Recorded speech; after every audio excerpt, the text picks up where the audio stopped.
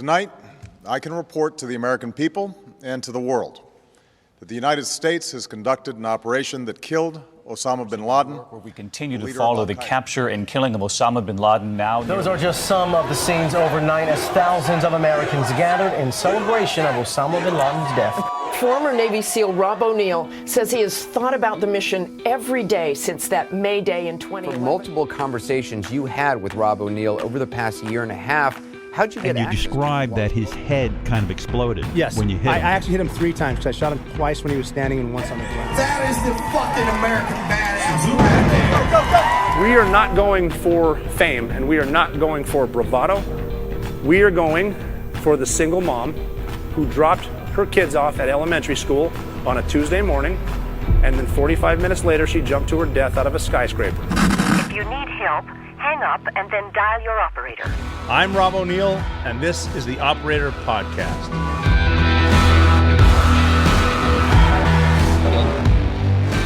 Hey, what is up?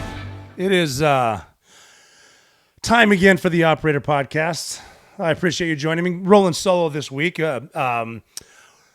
Last 2 parts were with my friend Master Chief Stephen Drum. That was a lot of fun. I had a great time with him, and I wanted to split it up to make sure that you got a chance to get to know Steve, because just what a great dude, what a great storyteller. If you haven't listened to it, it was episode 133, part 1 and 2 with Drummy. We had a lot of fun. There was a couple things that I wanted to bring up that we didn't bring up, and we'll see how it goes today as I'm, again, flying solo, which means I really don't have much adult supervision with me in this room, which means I have no adult supervision with me in this room, but a lot's gone on since then. I talked to Steve a couple of weeks ago. Great time, and then I went ahead and lost my voice for a few weeks, which, sorry about that. I had to take a week off last week. Still, it's not quite there, but here we are. We're going to make it work on episode 134 today. I did manage in between that interview to do a little bit of traveling. I got over to Switzerland, actually, which is pretty cool. It's my first time in Evian, home of the water, if you will. Pretty cool, too, because you can actually drink it right out of the tap there. It's no kidding. Like, that's legit. And what I found out about it, too, is that they will entertain your French in Geneva, parts of Switzerland, as opposed to going to, like, Paris, where they're just stinky and naughty and nasty, and they just would rather, chances are their English is better than your French, or at least better than my French. But it was a cool experience. I went there with my daughter. We had a good time. I got a chance to give a speech. It was a lot of fun. I like doing that. I like getting in front of international audiences just because, just different points of view. Anytime you're going to talk to a company, different business leaders, CEOs, CFOs of different companies, leadership stuff, it's good to get in there and see what... I just like to give my point of view on why we were successful and see how it is applicable to what they do. And at the risk of sounding redundant, the most important thing, I think, is to, again, keep it simple, get good at the easy stuff, and then don't talk yourself into an ass whipping. You've heard me say that again because with preparation, training, communication, repetition, baby. Training, communication, repetition. You will hear me say that again. But traveled over there. I like flying international. If you do fly international, it is worth spending a little extra to get into business class international if you can. I've mentioned before, like if you're flying like JetBlue, try to get into Mint. And do the little things when you're traveling too. Like if you don't have frequent flyer numbers for different airlines, just get them and keep them there, because one of the days when you're flying on like a Thursday afternoon, maybe you're at a certain level of allegiance, and they might upgrade you. It's always fun to get upgraded, but international's the best. Like if you can, like for Mint, it's a couple $100 extra bucks. They're not going to bury you with it, so go ahead and treat yourself. Plus, with Mint, they don't just give it on flights. It's cross country flight. It's a few hours. They're going to do it. They're going to make it worth your time. Internationally, especially, it's great. Huge difference between coach and business, and then business and first. First is a different animal. Jessica and I flew first. We flew flagship first on American a little over a year ago to London, and it's different up there. We get, because when you fly international, when you fly international, you're going to get into their flight clubs too. The like the complimentary clubs, certain levels there too. But it gets more fun. Like there's some spots there. Like when you fly first class international, I don't know how you are, but me speaking personally, I don't need to go into a club where there's a full bar but no bartender. Just help yourself. Not in my Navy, not healthy. But we were able to do that. When Jess and I flew flagship first, because again, it was one of those things where just treat yourself. It's two of us on a trip. We're going to spend a little extra money just to get the experience. I wasn't used to that either, and I fly quite a bit, but not like this. And we got on the flight after going into one of the clubs. We got on there, and the first thing the flight attendant said was, do you want pajamas? And I was like, fuck yeah, I want pajamas. And Jess is behind me, and she goes, what are those for? I'm like, I don't know. I'm gonna bare ass right here in the middle of the aisle and change into them, though, because I'm assuming after they give me pajamas, they're going to make a bed for me. And I was right. And it was fun, too, because if you fly international, especially going left to right, take the red eye, because you get on there, put on your movie, they do the drink service, then they serve dinner, and then you take your little sleeping pill, what have you, whatever gummy type stuff you have, go to sleep, it's nice, and then they wake you up to breakfast. You actually fill out a thing. Do you want to wake up for breakfast? You're like, absolutely. What are my options? And then they give you well, in both cases, it was an English breakfast with some English breakfast tea. It doesn't really matter which airline. That's just quite a delight. Plus, you get the little Hoo-Yah packet, the little Hoosier Daddies full of it's just fun to get little lip balm and toothpaste and the little ear pro and the eye protection where you can cover yourself up. And if you're in the case of your pajamas, they're not monogrammed, but they should be. But yeah, good time. But my daughter and I went over to there, and it's cool to, it's just cool to take a flight like that, watch goofy movies, take a pill, wake up, and then all of a sudden you're in Europe. And then everything slows down. And it's fun to get to Europe, too. It actually reminded me, flying over to Europe reminds me of my sponsor this week. I got to talk about Mando, because Mando, it helps you not be stinky. Mando's good for you because, we're rolling into summertime now, especially going over to Europe. There's heat waves because, a lot of people don't use the air conditioning and whatnot, so you're going to sweat, you're going to stink, and just smell like one of them from one of those people. But if you don't want to stink like that, you don't want to smell like a fobbit. Mando's from the founders of Lumi. Mando has this whole body deodorant. You've heard me talk about it before. That's helping men conquer their odor in a new way. I like it too. I mean, I do use it on the plane. That makes the plane smell nice, especially when some stinky Frenchman goes in there before you. But I use it at home too. It keeps me cool. And I've mentioned before, when I use the full body spray, Jessica thinks like a little candle in there after doing my business, but that's not the case. And it's whole body spray, so it works everywhere. So you decide where you want to unleash it. But I was comfortable and confident right off the bat. I just like the way it smells, and it's perfect for you. It's whole body deodorant, and it's perfect for your package. Like, are you a gym rat? Do you surf? You roll jiu-jitsu, whatever. It's going to help you out, and it's going to keep the nastiness away. But there's a special offer right now. You get $5 off a starter pack with our exclusive code and link when you use code THEOPERATOR at shopmando.com. shopmando.com. Shopmando.com. Go over there, you little stinky fool, and you can get everything. The whole body deodorant, like I said, you can use it anywhere. I like to mention your pits, balls, thigh folds, belly buttons, cracks in your feet, cracks in your butt, and that I mentioned pits and balls. Created by a doctor who saw firsthand how normal body odor, was being misdiagnosed and mistreated. This is clinically proven to block odor all day long for as long as up to 72 hours. That will last even in Geneva. So they've got a couple options. The solid stick deodorant is powered by mandelic acid to stop odor before it starts. Spray deodorant. All products are baking soda free. They're all vegan. They're all paraben free. Bourbon leather is my go-to, but there's Clover Woods. I like Mount Fuji. I like them all. Pro Sport. Clinically proven, like I said, to stop odor longer than a shower and just soap. So you want to try America's #1 whole body deodorant. I've mentioned it before. There's no excuses. You can find them at Walmart and Target, other retailers around the country. But for the best deals, go to, like I said, shopmando.com. The starter pack at Mando is perfect for new customers. Comes with a solid stick deodorant, cream tube deodorant, and your 2 free products that you like. Again, my go-to are the deodorant wipes and the mini body wash. Deodorant wipes good for Ranger showers. If you don't know what that is, find you a Ranger and ask them what it is. And as a special offer for listeners, new customers get $5 off the starter pack with our exclusive code. That equates to 40% off. That's off your starter pack when you go to shopmando.com. Use code THEOPERATOR.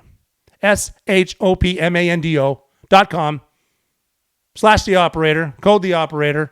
Smell fresher, stay drier, boost your confidence from head to toe. If you're single, you won't be for long. Can't guarantee that, but you will not stink with Mando. So go there, tell them the operator sent you. Shopmando.com, code the operator.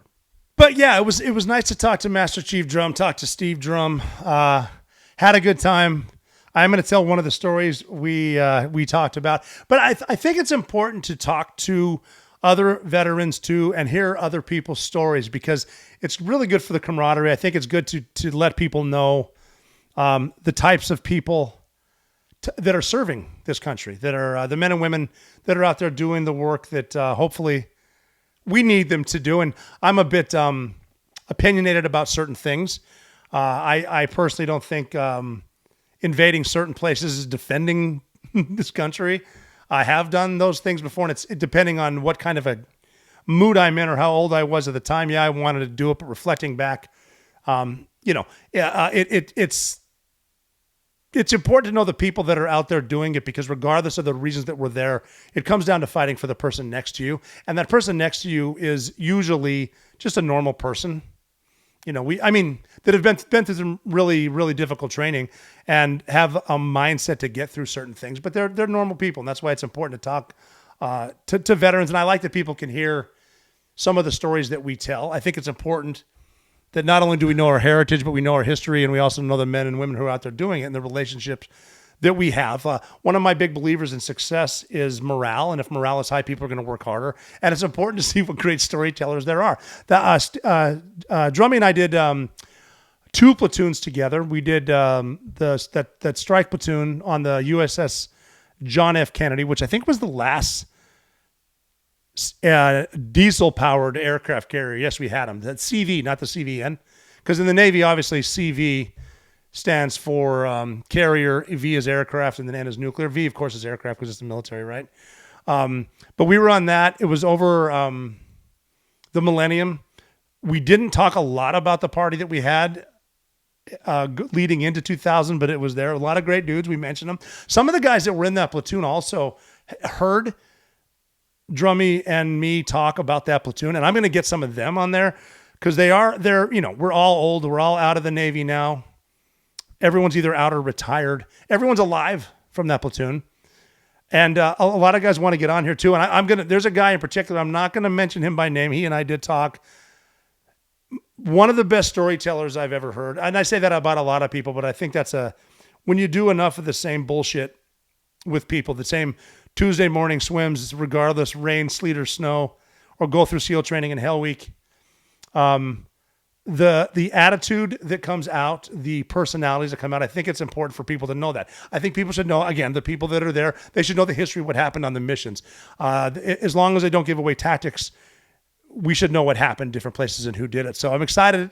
Some of these guys, I'm going to get more on too. I'm going to get more guys on here too, and we'll have a lot of fun with it. I'm excited for this next guy that we're going to interview hopefully soon. I'm going to look at my calendar now that I'm back. Now that my voice is back, I'm no longer in Europe. I am going to go back to Europe. Not going to say when, but I'm going to do that. But and also just leading up to Memorial Day. I hope you had a great long weekend. I hope you were able to pay a tribute to the men and women who have fallen before us, because Memorial Day is not Veterans Day. It's not about the veterans. It's about the fallen, and it's important to remember that. And it is take your 3-day weekend, have your hot dogs and hamburgers, crack a cold one if you want to. Just, give a little gratitude for the people who were able to give their lives, because they gave everything for you to have, today, to have the long weekend. And it's not like they're not looking down. They're not looking down on you. They're hoping you celebrate. Just give them a little nod. That's it. They did it for you. And I hope you had a great long weekend. I personally didn't do anything. I don't like to do much on Memorial Day. There are certain anniversaries that get to me, and that's one of them, because I do, I think about the guys every day, but Memorial Day especially, it's an extra long. The one thing I did was I got on Newsmax with my teammates, Carl Higbee and Eddie Gallagher, and we had a good somber talk. We remembered some stories. We talked about our brothers. Carl had us basically pretty much crying. Just an excellent tribute. And then Eddie was funny. Eddie Gallagher, Chief Gallagher, was at a barbecue when he hooked Zoom up. So he was in a ball cap and a tank top on national television. It was pretty funny. My wife was like, why is he in a tank top? I'm like, honey, that's a Navy SEAL. Flip flops and a tank top are what we call team guy business casual, and very, very common outfit. Sometimes beards and whatnot, which he looked pretty good. But we were able to remember a lot of stuff, and it was good for me. I don't need to go out on that day. Just talk to the guys, remember some of the men, and tell some of the stories.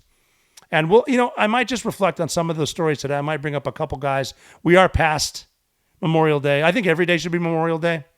Every day should be Flag Day, and every day should be Veterans Day.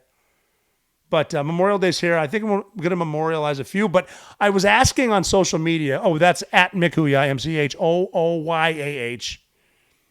That's how it's pronounced, and I have it because I was a smartass, and then it just stuck. But it's Mchooyah. Or the good one to go to is at the Operator Podcast, and I'm always taking comments and notes and things like that of stuff that we should talk about because I want it to be interactive. Obviously, today it's just going to be me. That's fine. I won't keep you here all day. It's all about how long you want to either listen as you drive or listen as you work, pretend to work, listen as you're on the treadmill and whatnot. But what I was asking was, did we tell a story about two SEALs, a moving truck, and a mud puddle?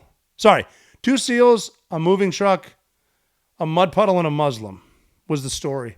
And it was just, I'm not even proud of this story. It was just a way, I hope, for God to make us all laugh.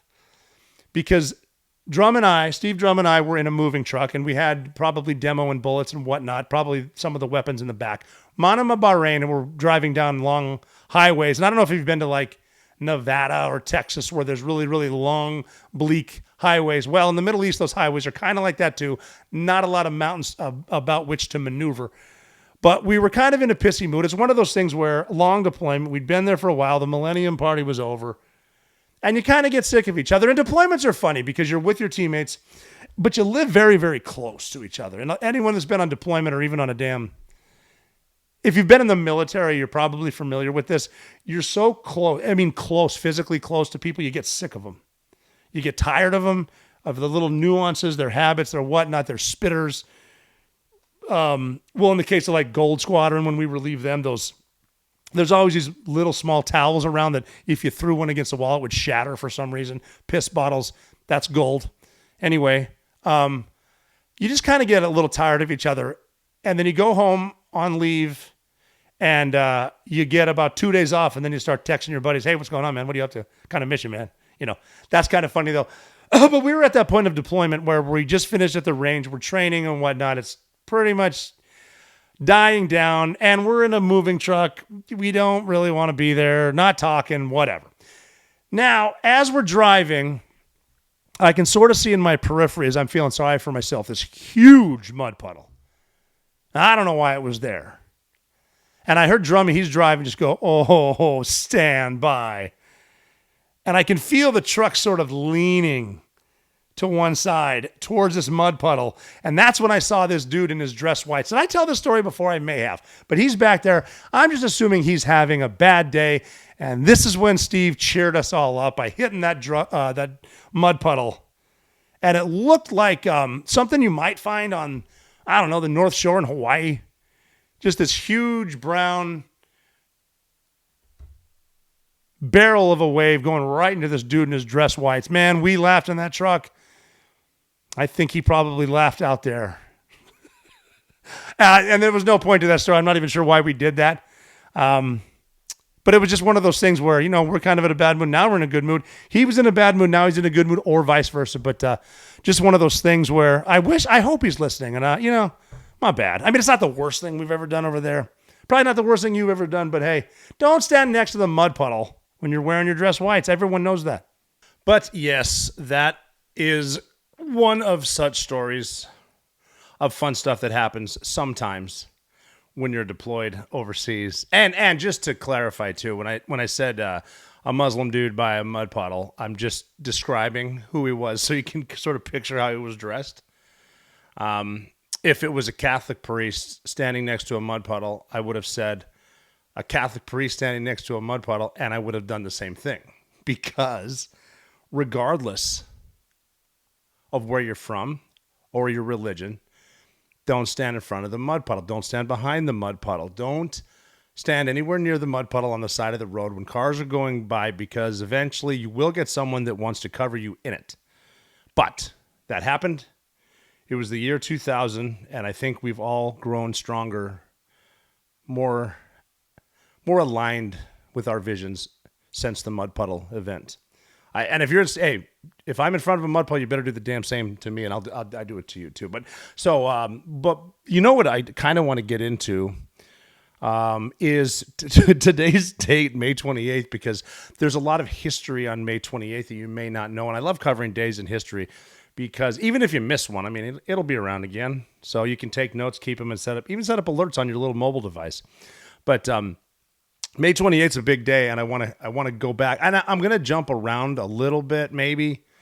But the one I want to start with is in 1754, May 28th. That was the first engagement of the French and Indian War, which is quite a war. I mean, that's before, obviously, the Declaration of Independence. People are still fighting for the land here, to include the people who were here before we got here, before Columbus got here, and how they got here. A lot of people fighting on this land, and a lot of people fighting on a lot of land. Let's be honest. It's not like everyone was in their respective lands, and then the Europeans showed up and dominated.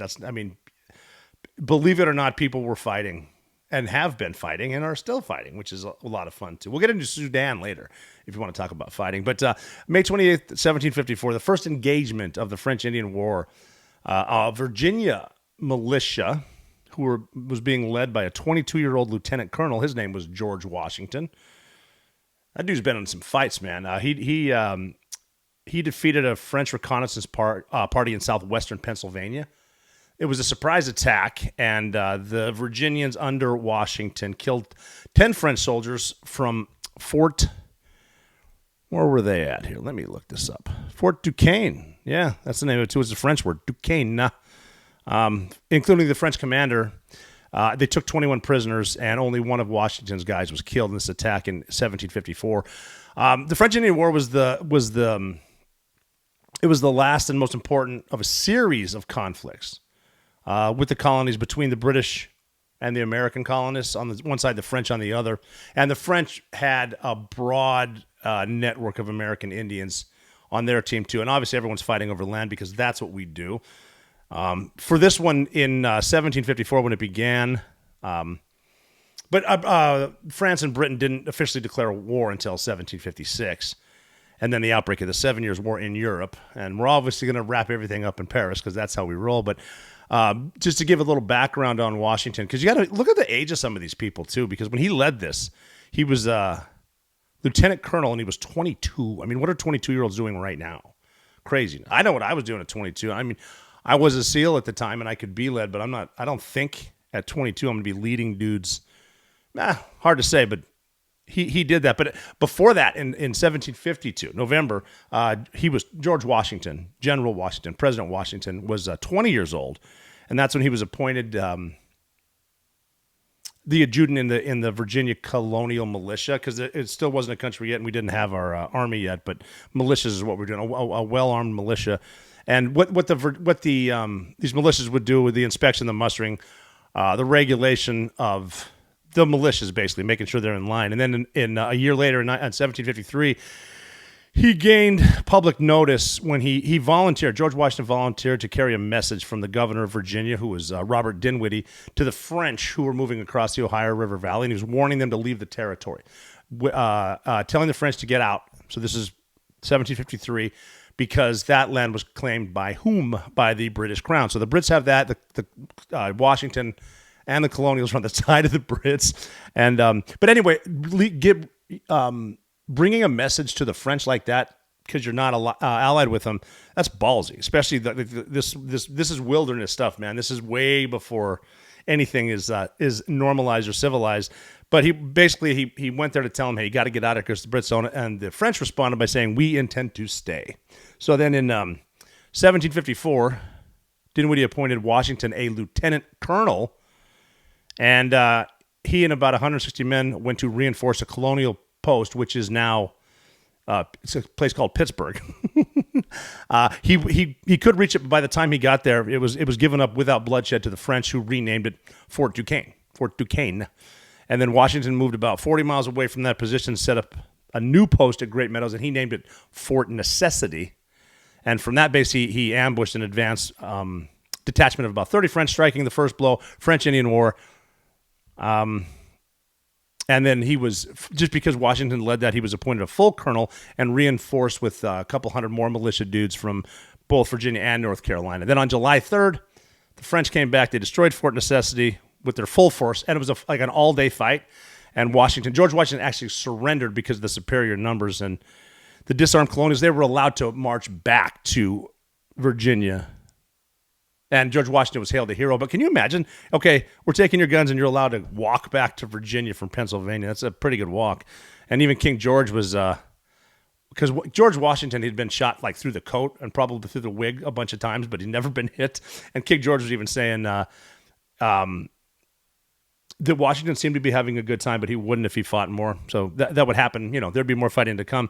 Then in October 1754, this is later, George Washington resigned his commission in protest of what the Brits were doing. They were underpaying the colonial officers, and they were saying all British officers will outrank any colonial officer regardless of rank. That's your boss, right? And you can sort of see stuff brewing, because Washington was loyal to the crown, and then all of a sudden, I'm going to resign it. And then in early 1755, British General Edward Braddock and his army got to Virginia, and then George Washington agreed to serve as an aide to General Braddock. So he's kind of jumping around, and he got the courtesy title of colonel. And then they had an expedition against Fort Duquesne again, and it was bad. It didn't go well. But Washington, he fought bravely again, probably shot through the garments, but never hit. And even Braddock was killed along with like 1,000 other militias. But again, Washington was raised a hero. And now, because of the disaster in Pennsylvania, the western part of Virginia is dangerously exposed. Governor Dinwiddie appointed Washington the commander-in-chief of Virginia forces in 1755. And then Washington, basically his job is to defend the frontier, but he didn't really participate in any major engagements. Until he was put in command of another Virginia regiment. And again, where are they going? Camp Duquesne. The French burned the place, though, and abandoned it before the British and the Americans arrived. And Fort Pitt now was raised on the site. And finally, Virginia's strategic objective was attained. Washington resigned again, and he had the rank of an honorary brigadier general. So that dude's jumping around in rank. And he's still, what is he, like 25?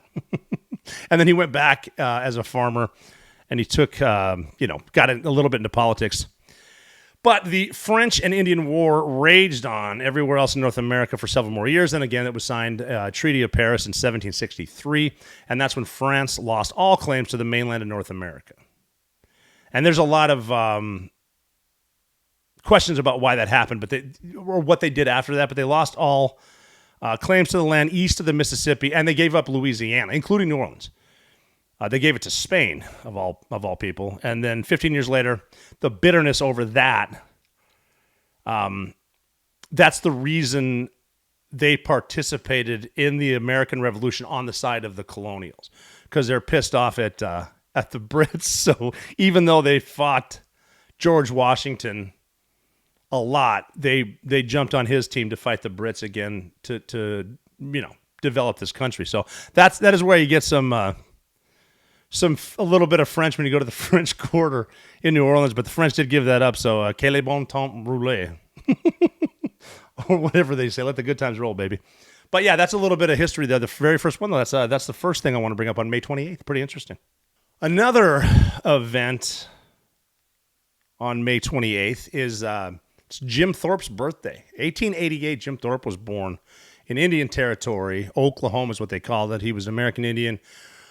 He achieved like unparalleled success in everything. He's famous for the Olympics in Sweden, but he was also a pro in a lot of things. Football, baseball, obviously track and field. He crushed that. And he's regarded as one of probably the greatest athlete of the 20th century. And it's just kind of incredible the way that he did it. He was born into the Sac and Fox Nation of both Irish and North American ancestry. So the Irish heritage obviously explains his physical dominance. You know what I'm saying? He grew up in a really challenging environment. Because of that, he developed a strong work ethic. He was introduced to sports very early, so a very strong work ethic and his resilience, which would serve him. Like I was saying, it was in 1912 that he first gained attention in Stockholm, Sweden. That was the Summer Olympics. And the reason is because he ended up winning 2 gold medals, but his shoes were stolen before anything. So he competed he had to go out to a trash can, and he found 2 different shoes that were thrown away by somebody else, and one of them was the wrong size, so he actually had to wear extra socks. That's according to the story, so it would fit better. And he went on to win 2 gold medals and thrown away shoes with bigger socks. He won the pentathlon and the decathlon, which is kick ass.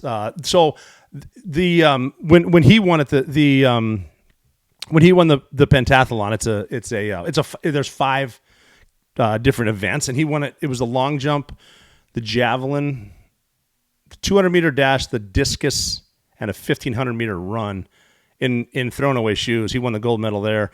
The modern pentathlon, I was looking this up, would be fencing, swimming, equestrian, shooting, and running.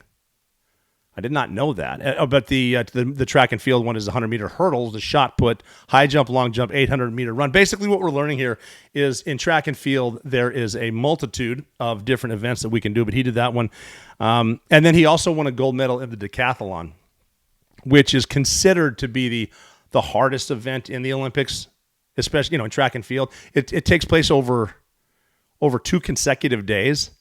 So day 1, it would be the 100 meters, the sprint, the long jump, the shot put, the high jump, and then 400 meters. That's day 1. And then day 2 would be the 110-meter hurdles, the discus, the pole vault, the javelin, and a 1,500-meter race. And if you could imagine winning that gold medal with thrown away shoes in the hardest event there is, it's absolutely incredible. And then he went on after. Oh, he set a world record too. Did I mention that? Can you imagine putting on your dad's New Balance shoes and then going and setting a world record in the hardest event in the history of the events? But then after that, so he finished that in the Olympics, and then he went on to professional sports and a number of different things. He played professional baseball for the New York Giants. Oh, I said it, the New York Giants. That's why. You'll hear Chris Berman say the New York Football Giants because people still remember. But he played for the New York Giants, Cincinnati Reds, and the Boston Braves. And then he excelled in professional football. He played for the Canton Bulldogs and other teams in the very, very early days of the NFL. And then here's where you get into some of the societal conflicts because he is a Native American and maybe because he's Irish. I really doubt that. But it was discovered that he played semi-professional baseball before the Olympics, so they stripped him of his medals. And it was later reversed in 1983 when the International Olympic Committee, posthumously reinstated Thorpe's gold medals.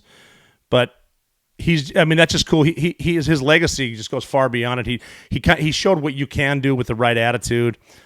He's inducted in the Pro Football Hall of Fame, the College Football Hall of Fame, the United States Olympic Hall of Fame. He was, in 1950, the Associated Press named Jim Thorpe as the greatest American football and the greatest overall male athlete for the first half of the 20th century. And then his hometown of Prague, Oklahoma, was renamed Jim Thorpe, Pennsylvania, which doesn't make any sense. These are the notes that I was taking, but I'm going to go ahead and look that up for me. Tell me if I'm wrong. But it's just cool that, again, May 28th, today, 1888, that's when Jim Thorpe, a legend, was born. May 28th. I'm still racking my brain over that. Jim Thorpe, Pennsylvania is a place, but why would a place in Oklahoma? I'm seriously going to do some research on this. But if you could help me out, I would appreciate it. And if you could drop a comment at the Operator Podcast on Instagram, I would help it. But it's a real place. Last time I checked, Pennsylvania and Oklahoma don't border each other, and it's hard to confuse one city and one state for the next. But hey, What are you going to do? I remember one time, and every time I say Pennsylvania, I think of this. Jessica and I were driving from Manhattan up to Syracuse, and I was sleeping in the passenger seat. It was just my time to take a nap. And I'm over there trying to sleep. Now, keep in mind, we're driving from New York to New York. And all of a sudden, I hear my lovely bride yell out, Pennsylvania! So I open my eyes and we're driving into Pennsylvania. It's okay, though, because, you drive across Pennsylvania to get it back into New York, but it's pretty funny. But again, I've never driven through Pennsylvania and ended up in Oklahoma, at least not in the same day. But I do want to talk about this, too, because I'm a George Carlin fan, and I recently heard, I listened to obviously his old stuff because he's no longer with us. But when he was explaining, because I didn't say Native Americans, I said American Indians. And he made an interesting point. This is George Carlin, and I'm paraphrasing because it's not necessarily exactly what he said, but he said there's nothing wrong with, and again, I'm a white dude from Montana. I'm saying what George Carlin said, but he said there shouldn't be, he was talking about how, and this is back, this must have been maybe early 90s, when with the divide and conquer, we're naming too many things, softer things to try to, that's not to tell the truth. And he said there's nothing wrong with saying Indian because that's what Christopher Columbus initially called the natives, but he didn't call them Indians because he thought he was in India. He called them India because I guess Columbus, he's Italian and his Spanish wasn't good, but in Spanish, and Dios means people of God. So he was calling them people of God by saying Indians. That's what the thing said. Because, India was called Hindustan. At the time, it wasn't called India. And, even saying, just as Carlin's point, even calling them Native Americans isn't true because they're not even native because they came over they came from Asia over the Bering Land Bridge. And what George Carlin said is everyone is from everywhere else. Everyone is from somewhere else. And as far as Americans, Native Americans, Carlin was saying they came across the land bridge and they're not native. So after that and after the Indian Removal Act, where we started pushing the Trail of Tears, which actually was signed by, this is interesting, Andrew Jackson on May 28th. Wow. So we kicked them out of their homelands where they'd been living for a long, long time, the Trail of Tears, smallpox blankets, gave them the worst land we had, and then we're going to name them after us, Americans. So that was Carlin's point. I thought it was a really, really good point, but that's a lot of May 28th for that little segment, isn't it? And so let's move on. We talked about Jim Thorpe, and we talked about baseball. So there's a lot of baseball on May 28th. I was reading through this and I found it fascinating. On May 28th, 1957, National League owners, they voted unanimously to allow the New York Giants and the Brooklyn Dodgers, you're welcome, to move to San Francisco and Los Angeles, respectively. At the end of a meeting in Chicago, Illinois, in 1957, May 28th. So they moved the Giants out to San Francisco and the Dodgers out to L.A. And then this is again jumping around, on May 28th, 2006, speaking of the San Francisco Giants, May 28th, 2006, Barry Bonds hit a 90-mile-an-hour fastball over the center field fence for his 715th career home run, passing Babe Ruth for the second most home runs in Major League history. And he, that's one of the things where he was waiting to get back to San Francisco. He was so good that he wanted to break Babe Ruth's record at home. And he said it was a great honor, a lot of respect for Babe Ruth, what he's done. And then a year later, he did, around the performance-enhancing drug use scandals. So a year later, he hit 756, and he passed Hank Aaron, becoming Major League Baseball's greatest home run hitter. And he finished his career with 762 home runs. Retired in 2007, and he is known, obviously, for the scandal. But on May 28th, 2006, he passed Babe Ruth. And here's another baseball one. On May 28th, this is back in time a little bit. May 28th, 1951 is when Willie Mays hit his very first home run in the major leagues. And it was against the Boston Braves, and the pitcher was Warren Spahn. Pretty neat. What's cool about that, too, so that's a home run on May 28th. However, Willie Mays started his career 0-12. So that tells you something, again, about resilience. You could start 0-12 in major leagues. It'd probably be easy to get intimidated. But he went on to become Willie Mays. Like, that's his name. So he had a pretty good career. Then a little bit later, in 1956, on May 28th, Dale Long. Unless you're a hardcore baseball fan, you not hardcore, but you might not have heard of him. He played for different teams, but when he was playing with the Pittsburgh Pirates on May 28th, 1956, he hit his 8th straight home run in 8 straight games, and that, my friends, is impressive. But that's again May 28th. Boy, we're having fun with this. And as far as I can tell, May 28th, that's pretty much the milestones that I found for baseball, but there's a couple other fun facts. Backing up to 1937 on May 28th, the government of Germany, who, if you study a little history, in 1937, they were under the command of a dude by the name of Adolf Hitler of the National Socialist Party, the Nazis. That word gets thrown around a little loosely lately, but they formed, because this is fun talking about Tesla, talking about the Department of Government Efficiency, how they're Nazis, the Tesla. Well, the Nazis actually formed an automobile company they called, and I'm going to screw this up, the Gesellschaft zur Vorbereitung des Datsun Volkswagen. Anyway, they renamed it simply the Volkswagen Werk, which is the People's Car Company. My friend Volker is listening to this right now, and he is probably shuddering and laughing at me because he speaks German and I obviously do not. But they started Volkswagen.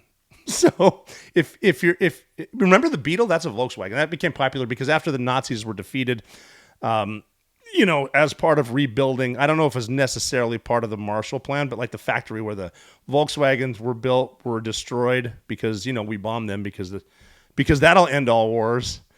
But they try to get it back, and obviously the Beetle still is awesome. But maybe I saw a bumper sticker the other day in New York on a Tesla that said, "I bought this before I knew Elon was a czar." Why don't you you could save money in print if you just got a bigger bumper sticker that says, "I'm a big fat pussy." But if you're driving a Volkswagen, you might want to work on your Deutsch, perhaps, speak it better than me. But now moving forward to 1964, May 28th, that's when the PLO, the Palestinian Liberation Organization, was founded. And that's Yasser Arafat. So it was founded in 64, 69, Yasser Arafat was elected. And by 1974, 10 years after they were founded, he addressed the United Nations, and he said, Arafat said they're making significant strides toward, what did he say? Establishing new respectability for the PLO's campaign for a Palestinian homeland. And I'm sure peace will be on the way. And he didn't know about Hamas yet, but speaking of, Hamas is really popular on campuses too. That's crazy when you think about it. I don't want to get all political and stuff like that too, but bringing up the PLO, the Palestinians, and some of how the peace process was going to work back in the 60s, and we're still where we're at right now. But then all these, it's crazy that all these protests and whatnot going on campuses because of the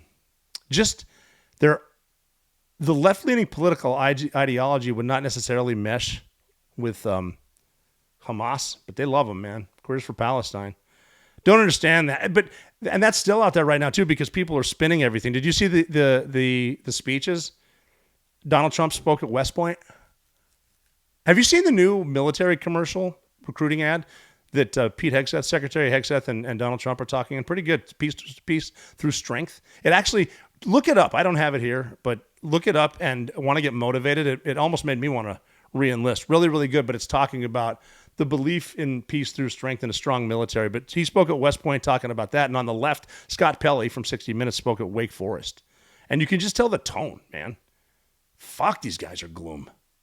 Scott Pelley's up there at Wake Forest talking to a graduating class saying journalism is under attack, universities are under attack, the fear to speak in America. It's like he's telling these people, hey, good job graduating. Best of luck in this shitty-ass country. Scott Pelley's up there yapping. I mean, everyone from his organization, from CBS, is resigning. Just a blatant propaganda when they're trying to make Kamala Harris sounds like she can put a sentence together. Everyone's quitting, and he's out there telling a graduating class at Wake Forest that you're fucked. But Trump's out there at West Point talking about you're the first graduating class in the golden age of America. You're going to lead the Army to moments of greatness like we've never seen before. And Pelley's out there saying free speech is under attack. It's like, when's the last time free speech existed on a college campus? You're not allowed to say anything. I mean, look at 2020 for anything. I got canceled. I had a show that I shot with sharks. It was awesome. It's still edited and ready to go, but a major company didn't put it on there because I said the BLM movement is Marxist. Well, I mean, they are. You can get in trouble for the truth, man. You're not going to get in trouble for spewing this bullshit, the lies that a lot of these campuses do, but you'll get in trouble for telling the truth because you offend people. But they ban everything. If you're not woke, they ban you. Look at the social media companies being directed the last 4 years before this to go after people for what they're saying. That's free speech. How many speakers have been canceled on college campuses? That's suppressing free speech. There's a professor at Harvard. So there's a battle between Harvard and the Trump administration because they're not rich enough. Talk about elites, too. Why are working class Democrats trying to defend Harvard? You think they give a shit about you when they graduate? Probably not. But there's a professor named David Kane at Harvard, and he invited Charles Murray, who wrote The Bell Curve, semi-controversial book, but it's about, just with the welfare state and how it's sort of enabling people not to try to succeed. Bell Curve. But David Kane invited Charles Murray, the author, to speak at Harvard, and he got suspended for that. Like, you suspend a professor who's working because he invited a speaker. Wouldn't it be great just to, I'm listening to some crap that my daughter gave me, just to try to see a different point of view. I'm sorry I said that. Just to try to see a point of view because I don't always want to be right. And if I'm right, then I need to study different avenues, and so should you. You should be able to have a conversation, but look at the left who's saying that free speech is dead. As soon as you bring up anything countering them, what do? They shout you down. They put stuff in your face. They yell and scream. They cry, save space. It's like, just have a conversation. I mean, look at people that are coming around now. Bill Maher obviously is out in front too, and even some of the right doesn't trust him. They say he's a wolf in sheep's clothing. I think he's just opening. Well, he's had his eyes open. Look at some of this ridiculous stuff because a lot of the stuff that the left, they're not even liberals. They're leftists. They're communists. Hamas is not liberal. What's crazy is Hamas is extremely far right. Tell that to the college campuses. That, hey, thanks for supporting a right-wing cause, Hamas. Go Al-Qaeda. But everything is cancel culture, and that's just what it seems to be. And they're saying it's an attack on free speech. That's ridiculous. So if you have an opportunity to talk to someone, and I need to give myself my own advice. Man, I've been popping off sometimes. I get so pissed off, and I need to chill out. So you do that too, but have a conversation. Before I conclude, I said I would talk about, because Memorial Day was this week, and it is important to remember them every day, but especially on Memorial Day. But I'd love telling stories about my buddies who are no longer with us, just to prove that they were just normal dudes, fun guys. I've told this story before. It might have been 2 years ago, so bear with me. But it's a great story. It's about my friend Lance Vaccaro, who was a Navy SEAL, SEAL Team 6 with me. I served a same troop as him, so I deployed a lot with Lance. I knew him really well, from everything from skydiving to working out to all that stuff too. He died in near Marana, Arizona, in a bundle jump accident, which those are dangerous. A bundle jump, I was a bundle master also, is basically if you took a soda machine and put it on its side and strapped yourself to it and jumped it out of a C-130, that's a bundle. And a lot of stuff can go wrong there, and unfortunately for Lance it did, but God rest his soul, just a complete badass. His nickname was Cobra. And so in the tandem bundle course, you start off jumping tandems, your buddy. You jump a buddy in the class. So what you'll do in the tandem course is you pack your parachute, you unpack your parachute, you pack your parachute, you put it on, and you strap your buddy to you. You go up in the plane, you jump your buddy, you land, pack your parachute, unpack your parachute, pack your parachute, then you switch, and he jumps. And what you say to your buddy in front of you on a tandem jump, at least in the military, is jumper, hang. And that means jumper hang. The jumper lifts his legs, try to touch the tandem master's butt so that when you fall out of the plane, you don't rake his knees on the ramp, because that would suck. But we'd say jumper hang. But we called Lance Cobra because he was so tight all the time. I mean, he'd get on the pull-up bar and knock out 40 in a row, maybe more, and I'm not even exaggerating. But he was just always so tight, like he could, and so we called him Cobra. And so his tandem buddy during the course, he wouldn't say jumper hang, he would say Cobra, coil. Which he would coil. A great guy, but the story I love to tell is we were overseas, and it was a winter deployment, very important, because in the winter in Afghanistan, you're not necessarily doing a lot of stuff, and you're waiting for the spring offensive, which they have every spring, which is weird. It's almost like the sun's out, guns out, let's do this.